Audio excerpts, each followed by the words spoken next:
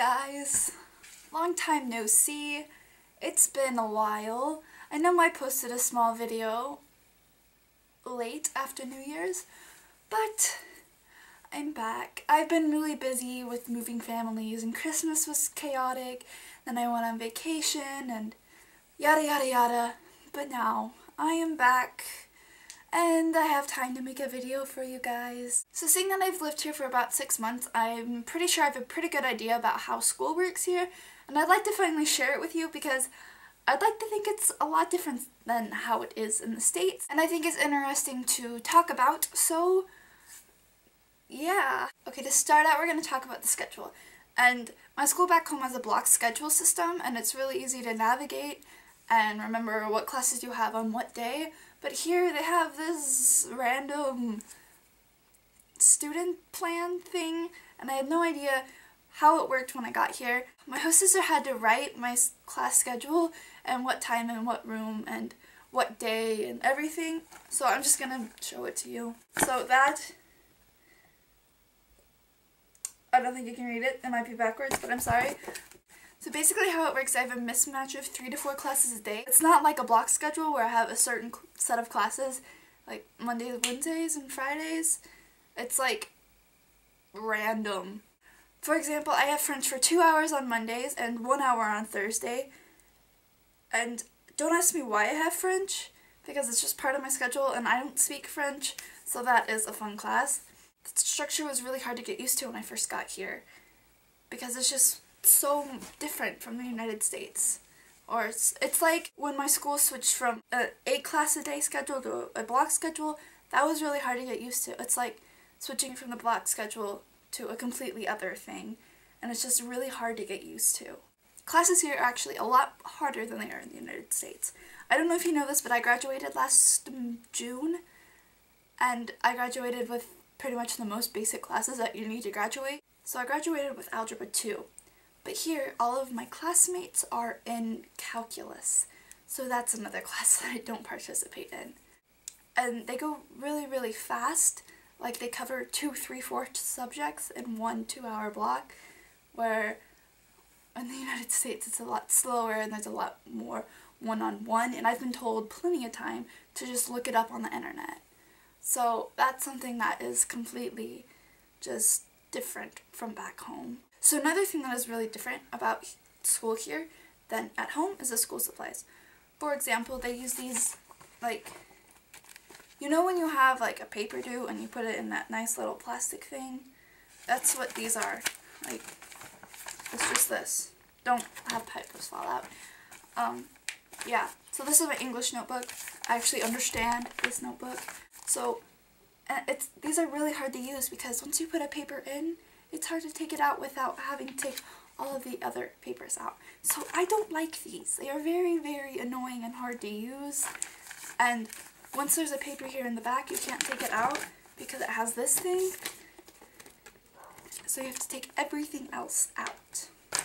So these are not fun to use. So to go along with these weird notebooks, they have paper, but it's not normal paper. It's 4-holed paper. Not 3, 4. But they don't use these 2 holes. They just use these 2 center holes. So this 4 holes, I don't understand, and the paper is bigger than paper in the United States. So this is 4 holes. I was really confused when I first got here and I saw paper with 4 holes, and it was just weird. So the last school supply related thing that is really different in Germany than back in the United States is everybody has pencil cases. I got this for Christmas from my host mom. But anyway, everybody has pencil cases on their desk. Like, in the United States, we just take out the pencil that we need, and when we need a highlighter, we take that out. But they just have this whole setup on their desk. Here, everybody writes in these. If you don't know what this is a filler pen, or a fountain pen.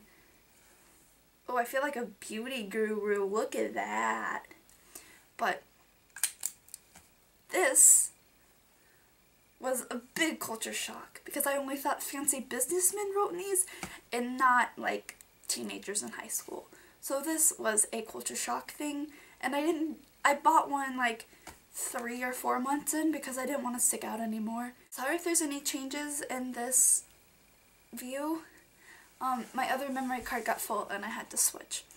So we're gonna get back to the point now. The classroom dynamic with the teacher here is a little different. Like in the United States, we can get away with saying, yo dog, or seriously, or bro.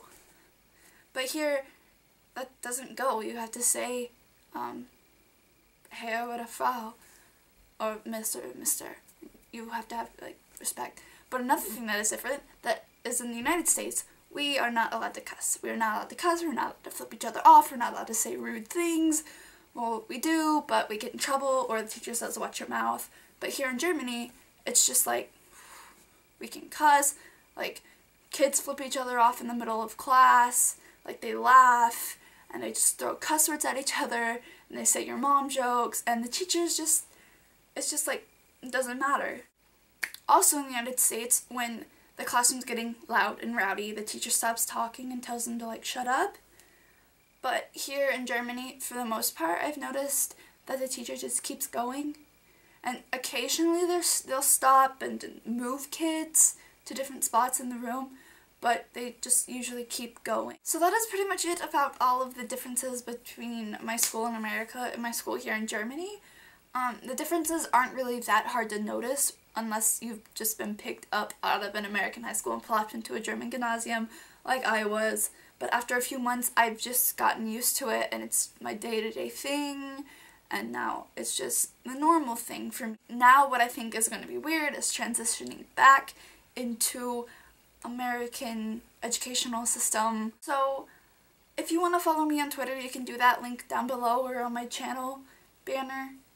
I know it's boring, I can't figure out how to make it, so if you can make channel banner art, send me some, yo. So hopefully I will have a new video for you next week.